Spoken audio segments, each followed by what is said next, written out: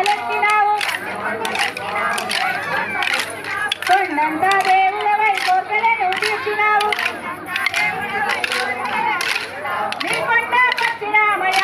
గోవింద నిన్ను చూడవచ్చినామయ్య గోవింద ఆలోకం విడిచి నీవు భూలోకం చేరినావు ఆలి కొరకు నీవెంతో ఆవేదన చెందినావు